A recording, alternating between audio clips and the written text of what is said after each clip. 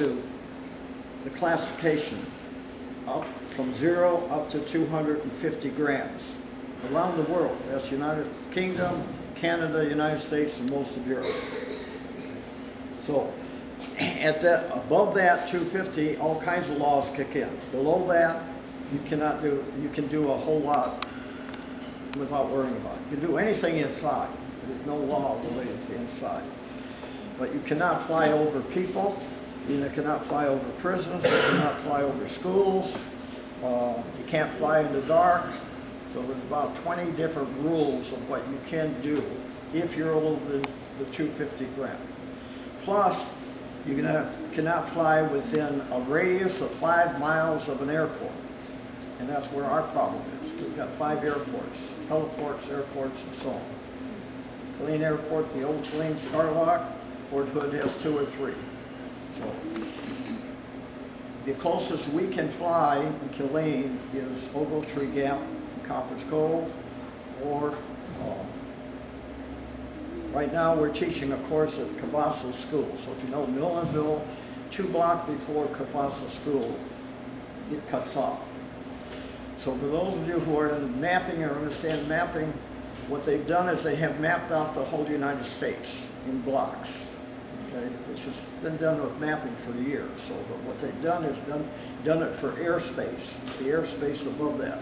So there's a new system called LAANC, L-A-A-N-C. And it's got, at an airport, it's 0 flight in these blocks. Okay, then you go up to 200 feet, 100 feet, 200 feet, and 400 feet. So we're at 400 feet. Let's say if we're at the airport, you're 0. Then depending, the further from the airport you live, the more you can fly high. Legally, you cannot fly any drone higher than 400 feet.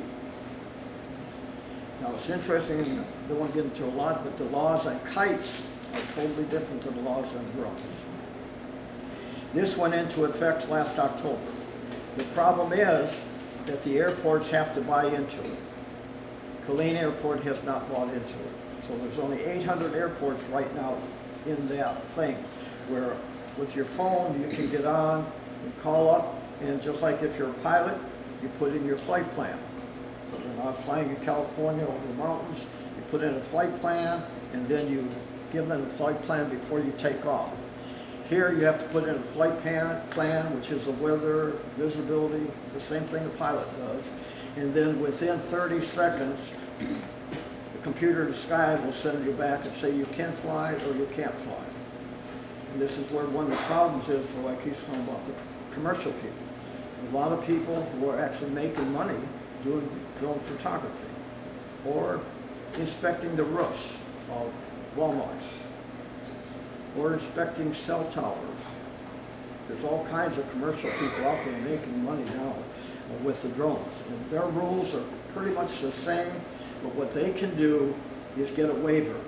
If they get a job and say, I want to fly over Walmart here in Killeen, they can send to the FAA and get a waiver, and the FAA will say you can or you cannot fly. And they'll give them a time span. The other thing is, our troops move around.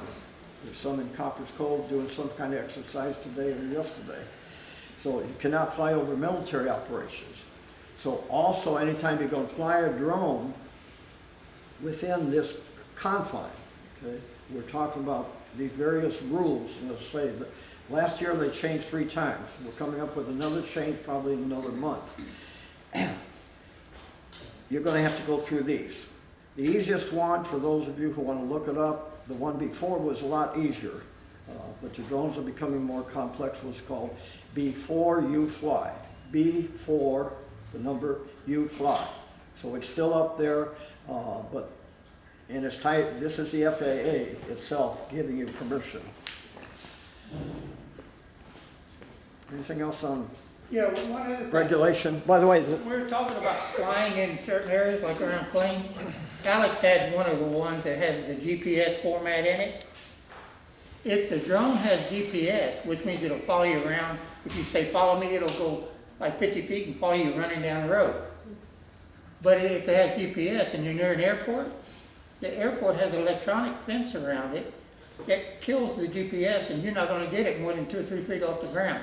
It may not even start. It will actually kill your drone in those areas. It just won't fly. So,